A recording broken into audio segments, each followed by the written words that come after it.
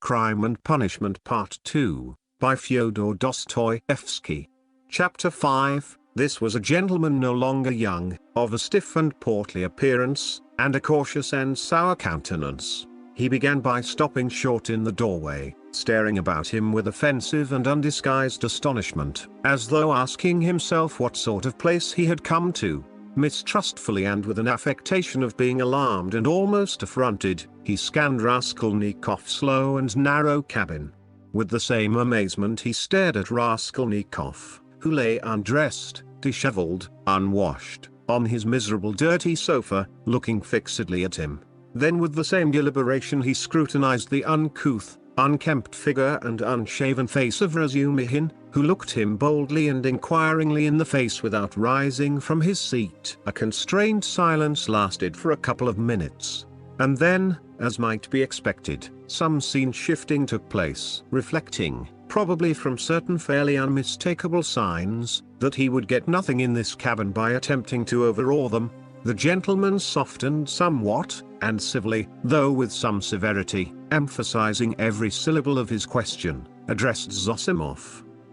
Rodion Romanovich Raskolnikov, a student, or formerly a student? Zossimov made a slight movement, and would have answered, had not Razumihin anticipated him. Here he is lying on the sofa. What do you want? This familiar "what do you want" seemed to cut the ground from the feet of the pompous gentleman. He was turning to Razumihin, but checked himself in time and turned to Zossimov again. "This is Raskolnikov," mumbled Zossimov, nodding towards him. Then he gave a prolonged yawn, opening his mouth as wide as possible. Then he lazily put his hand into his waistcoat pocket, pulled out a huge gold watch in a round hunter's case, opened it, looked at it and as slowly and lazily proceeded to put it back. Raskolnikov himself lay without speaking, on his back, gazing persistently, though without understanding, at the stranger. Now that his face was turned away from the strange flower on the paper, it was extremely pale and wore a look of anguish, as though he had just undergone an agonizing operation or just been taken from the rack. But the newcomer gradually began to arouse his attention, then his wonder, then suspicion and even alarm. When Zossimov said, "This is Raskolnikov," he jumped up quickly, sat on the sofa and with an almost defiant, but weak and breaking, voice articulated, "Yes, I am Raskolnikov. What do you want?" The visitor scrutinized him and pronounced impressively, "Pyotr Petrovich Luzin. I believe I have reason to hope that my name is not wholly unknown to you." But Raskolnikov, who had expected something quite different, gazed blankly and dreamily at him, making no reply, as though he heard the name of Pyotr Petrovich for the first time. "Is it possible that you can up to the present have received no information?" asked Pyotr Petrovich, somewhat disconcerted. In reply Raskolnikov sank languidly back on the pillow, put his hands behind his head and gazed at the ceiling. A look of dismay came into Luzin's face. Zossimov and Razumihin stared at him more inquisitively than ever, and at last he showed unmistakable signs of embarrassment. "I had presumed and calculated," he faltered, "that a letter posted more than 10 days, if not a fortnight ago. I say, why are you standing in the doorway?" Razumihin interrupted suddenly. "If you've something to say, sit down. Nastasia and you are so crowded. Nastasia, make room. Here's a chair. Thread your way in." He moved his chair back from the table, made a little space between the table and his knees, and waited in a rather cramped position for the visitor to thread his way in. The minute was so chosen that it was impossible to refuse, and the visitor squeezed his way through, hurrying and stumbling. Reaching the chair, he sat down, looking suspiciously at Razumihin. "No need to be nervous," the latter blurted out. "Rodia has been ill for the last 5 days and delirious for 3, but now he is recovering and has got an appetite. This is his doctor, who has just had a look at him. I am a comrade of Rodia's, like him, formerly a student, and now I'm nursing him, so don't you take any notice of us, but go on with your business." "Thank you, but shall I not disturb the invalid by my presence and conversation?" Pyotr Petrovich asked of Zossimov. No, mumbled Zossimov, you may amuse him. He yawned again. He has been conscious a long time, since the morning, went on Razumihin, whose familiarity seemed so much like unaffected good nature that Pyotr Petrovitch began to be more cheerful. Partly, perhaps, because this shabby and impudent person had introduced himself as a student. Your mama, began Luzin. Razumihin cleared his throat loudly. Luzin looked at him inquiringly. That's all right. Go on. Luzin shrugged his shoulders. Your mama had commenced a letter to you while I was sojourning in her neighborhood. On my arrival here I purposely allowed a few days to elapse before coming to see you, in order that I might be fully assured that you were in full possession of the tidings. But now, to my astonishment. I know. Raskolnikov cried suddenly with impatient vexation. So you are the fiancé? I know, and that's enough. There was no doubt about Pyotr Petrovitch's being offended this time, but he said nothing. He made a violent effort to understand what it all meant. There was a moment's silence. Meanwhile Raskolnikov, who had turned a little towards him when he answered, began suddenly staring at him again with marked curiosity. As though he had not had a good look at him yet, or as though something new had struck him. He rose from his pillow on purpose to stare at him. There certainly was something peculiar in Pyotr Petrovitch's whole appearance, something which seemed to justify the title of fiancé so unceremoniously applied to him in the first place. It was evident, far too much so indeed, that Pyotr Petrovitch had made eager use of his few days in the capital to get himself up and rig himself out in expectation of his betrothed. A perfectly innocent and permissible proceeding, indeed. Even his own, perhaps too complacent, consciousness of the agreeable improvement in his appearance might have been forgiven in such circumstances, seeing that Pyotr Petrovitch had taken up the role of fiancé. All his clothes were fresh from the tailor's and were all right, except for being too new and too distinctly appropriate. Even the stylish new round hat had the same significance. Pyotr Petrovitch treated it too respectfully and held it too carefully in his hands. The exquisite pair of lavender gloves, real Louvain, told the same tale, if only from the fact of his not wearing them, but carrying them in his hand for show. Light and youthful colors predominated in Pyotr Petrovitch's attire. He wore a charming summer jacket of a fawn shade, light thin trousers, a waistcoat of the same, new and fine linen, a cravat of the lightest cambric with pink stripes on it, and the best of it was, this all suited Pyotr Petrovitch. His very fresh and even handsome face looked younger than his 45 years at all times. His dark, mutton chop whiskers made an agreeable setting on both sides, growing thickly upon his shining, clean-shaven chin. Even his hair, touched here and there with grey, though it had been combed and curled at a hairdresser's, did not give him a stupid appearance, as curled hair usually does, by inevitably suggesting a German on his wedding day. If there really was something unpleasing and repulsive in his rather good-looking and imposing countenance, it was due to quite other causes. After scanning Mr. Luzin unceremoniously, Raskolnikov smiled malignantly, sank back on the pillow and stared at the ceiling as before. But Mr. Luzin hardened his heart and seemed to determine to take no notice of their oddities. I feel the greatest regret at finding you in this situation, he began, again breaking the silence with an effort. If I had been aware of your illness I should have come earlier, but you know what business is. I have, too, a very important legal affair in the Senate, not to mention other preoccupations which you may well conjecture. I am expecting your mama and sister any minute. Raskolnikov made a movement and seemed about to speak. His face showed some excitement. Pyotr Petrovitch paused, waited, but as nothing followed, he went on, any minute. I have found a lodging for them on their arrival. Where? Asked Raskolnikov weakly. Very near here, in Baklaev's house. That's in Voskresensky, put in Razumihin. There are 2 stories of rooms, let by a merchant called Yashin. I've been there.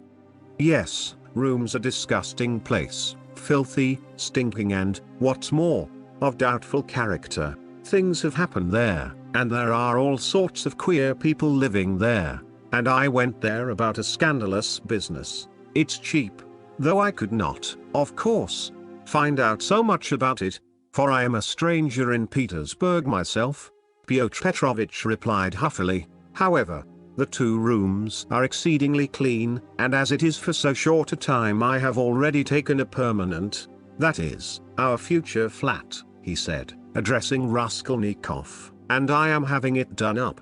And meanwhile I am myself cramped for room in a lodging with my friend Andrei Semyonovitch Lebeziatnikov, in the flat of Madame Lipiveshsel. It was he who told me of Bakalaev's house, too." "Lebeziatnikov?" said Raskolnikov slowly, as if recalling something. "Yes, Andrei Semyonovitch Lebeziatnikov, a clerk in the ministry. Do you know him?" "Yes, no," Raskolnikov answered. "Excuse me, I fancied so from your inquiry. I was once his guardian, a very nice young man and advanced. I like to meet young people, one learns new things from them." Luzin looked round hopefully at them all. "How do you mean?" asked Razumihin. "In the most serious and essential matters," Pyotr Petrovitch replied, as though delighted at the question. "You see, it's 10 years since I visited Petersburg. All the novelties, reforms, ideas have reached us in the provinces, but to see it all more clearly one must be in Petersburg. And it's my notion that you observe and learn most by watching the younger generation. And I confess I am delighted at what? Your question is a wide one. I may be mistaken, but I fancy I find clearer views, more, so to say, criticism, more practicality. That's true." Zossimov let drop. "Nonsense. There's no practicality." Razumihin flew at him. "Practicality is a difficult thing to find. It does not drop down from heaven. And for the last 200 years we have been divorced from all practical life. Ideas, if you like, are fermenting," he said to Pyotr Petrovitch, "and desire for good exists, though it's in a childish form, and honesty you may find, although there are crowds of brigands. Anyway, there's no practicality. Practicality goes well shod." "I don't agree with you," Pyotr Petrovitch replied, with evident enjoyment. "Of course, people do get carried away and make mistakes. But one must have indulgence. Those mistakes are merely evidence of enthusiasm for the cause and of abnormal external environment. If little has been done, the time has been but short. Of means I will not speak. It's my personal view, if you care to know, that something has been accomplished already. New valuable ideas, new valuable works are circulating in the place of our old dreamy and romantic authors. Literature is taking a maturer form. Many injurious prejudices have been rooted up and turned into ridicule. In a word, we have cut ourselves off irrevocably from the past. And that, to my thinking, is a great thing. He's learnt it by heart to show off." Raskolnikov pronounced suddenly. "What?" asked Pyotr Petrovitch, not catching his words. But he received no reply. "That's all true," Zossimov hastened to interpose. "Isn't it so?" Pyotr Petrovitch went on, glancing affably at Zossimov. "You must admit," he went on, addressing Razumihin with a shade of triumph and superciliousness. He almost added, "young man, that there is an advance, or, as they say now, progress in the name of science and economic truth." "A commonplace?" "No, not a commonplace. Hitherto, for instance, if I were told, 'Love thy neighbor,' what came of it?" Pyotr Petrovitch went on, perhaps with excessive haste. "It came to my tearing my coat in half to share with my neighbor, and we both were left half naked. As a Russian proverb has it, 'Catch several hares and you won't catch one.' Science now tells us, 'Love yourself before all men, for everything in the world rests on self-interest.' You love yourself and manage your own affairs properly and your coat remains whole. Economic truth adds that the better private affairs are organized in society, the more whole coats, so to say, the firmer are its foundations and the better is the common welfare organized too. Therefore, in acquiring wealth solely and exclusively for myself, I am acquiring, so to speak, for all, and helping to bring to pass my neighbor's getting a little more than a torn coat, and that not from private, personal liberality, but as a consequence of the general advance. The idea is simple. but unhappily it has been a long time reaching us, being hindered by idealism and sentimentality. And yet it would seem to want very little wit to perceive it. Excuse me, I've very little wit myself. Razumihin cut in sharply, and so let us drop it. I began this discussion with an object, but I've grown so sick during the last 3 years of this chattering to amuse oneself, of this incessant flow of commonplaces, always the same, that, by Jove, I blush even when other people talk like that. You are in a hurry, no doubt, to exhibit your acquirements, and I don't blame you. That's quite pardonable. I only wanted to find out what sort of man you are. For so many unscrupulous people have got hold of the progressive cause of late and have so distorted in their own interests everything they touched, that the whole cause has been dragged in the mire. That's enough. Excuse me, sir, said Luzin, affronted, and speaking with excessive dignity. Do you mean to suggest so unceremoniously that I too owe? My dear sir, how could I? Come, that's enough. Razumihin concluded, and he turned abruptly to Zossimov to continue their previous conversation.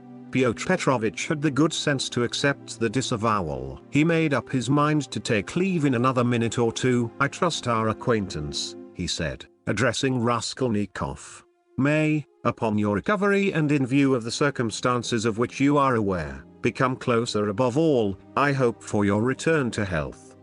Raskolnikov did not even turn his head. Pyotr Petrovitch began getting up from his chair. One of her customers must have killed her, Zossimov declared positively. Not a doubt of it, replied Razumihin. Porfiry doesn't give his opinion, but is examining all who have left pledges with her there. Examining them? Raskolnikov asked aloud. Yes, what then? Nothing. How does he get hold of them? Asked Zossimov. Koch has given the names of some of them, other names are on the wrappers of the pledges and some have come forward of themselves. It must have been a cunning and practiced ruffian, the boldness of it, the coolness. That's just what it wasn't, interposed Razumihin. That's what throws you all off the scent. But I maintain that he is not cunning, not practiced, and probably this was his first crime.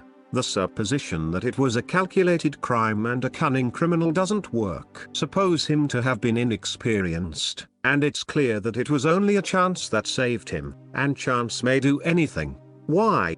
He did not foresee obstacles, perhaps. And how did he set to work? He took jewels worth 10 or 20 rubles, stuffing his pockets with them, ransacked the old woman's trunks, her rags, and they found 1,500 rubles, besides notes, in a box in the top drawer of the chest. He did not know how to rob, he could only murder. It was his first crime, I assure you. His first crime. He lost his head. And he got off more by luck than good counsel. You are talking of the murder of the old pawnbroker, I believe? Pyotr Petrovitch put in, addressing Zossimov. He was standing, hat and gloves in hand. But before departing he felt disposed to throw off a few more intellectual phrases. He was evidently anxious to make a favorable impression and his vanity overcame his prudence. Yes, you've heard of it? Oh, yes, being in the neighborhood. Do you know the details? I can't say that, but another circumstance interests me in the case. The whole question, so to say. Not to speak of the fact that crime has been greatly on the increase among the lower classes during the last 5 years, not to speak of the cases of robbery and arson everywhere. What strikes me as the strangest thing is that in the higher classes, too, crime is increasing proportionately. In one place one hears of a student's robbing the mail on the high road, in another place people of good social position forge false banknotes. In Moscow of late a whole gang has been captured who used to forge lottery tickets, and one of the ringleaders was a lecturer in universal history. Then our secretary abroad was murdered from some obscure motive of gain. And if this old woman, the pawnbroker, has been murdered by someone of a higher class in society, for peasants don't pawn gold trinkets, how are we to explain this demoralization of the civilized part of our society? There are many economic changes, put in Zossimov. How are we to explain it? Razumihin caught him up. It might be explained by our inveterate impracticality. How do you mean? What answer had your lecturer in Moscow to make to the question why he was forging notes? Everybody is getting rich one way or another, so I want to make haste to get rich too. I don't remember the exact words, but the upshot was that he wants money for nothing, without waiting or working. We've grown used to having everything ready-made, to walking on crutches, to having our food chewed for us. Then the great hour struck, and every man showed himself in his true colors. The emancipation of the serfs in 1861 is meant. Translator's note, but morality, and so to speak, principles. But why do you worry about it? Raskolnikov interposed suddenly. It's in accordance with your theory? In accordance with my theory? Why, carry out logically the theory you were advocating just now, and it follows that people may be killed upon my word, cried Luzin. No, that's not so, put in Zossimov. Raskolnikov lay with a white face and twitching upper lip, breathing painfully. There's a measure in all things, Luzin went on superciliously. Economic ideas are not an incitement to murder, and one has but to suppose. And is it true? Raskolnikov interposed once more suddenly, again in a voice quivering with fury and delight in insulting him. Is it true that you told your fiancée within an hour of her acceptance, that what pleased you most was that she was a beggar because it was better to raise a wife from poverty, so that you may have complete control over her, and reproach her with your being her benefactor?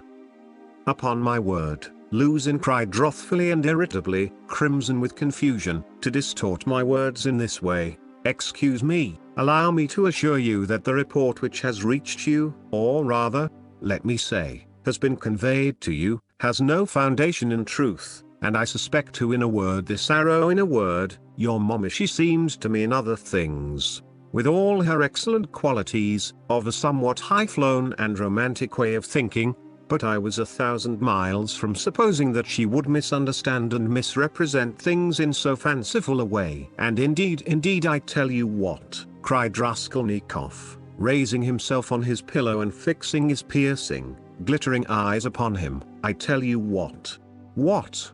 Luzin stood still, waiting with a defiant and offended face. Silence lasted for some seconds. Why? If ever again you dare to mention a single word about my mother, I shall send you flying downstairs.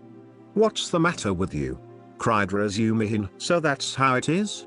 Luzin turned pale and bit his lip. Let me tell you, sir, he began deliberately, doing his utmost to restrain himself but breathing hard. At the first moment I saw you were ill-disposed to me, but I remained here on purpose to find out more. I could forgive a great deal in a sick man and a connection, but you never. After this I am not ill, cried Raskolnikov. So much the worse, go to hell.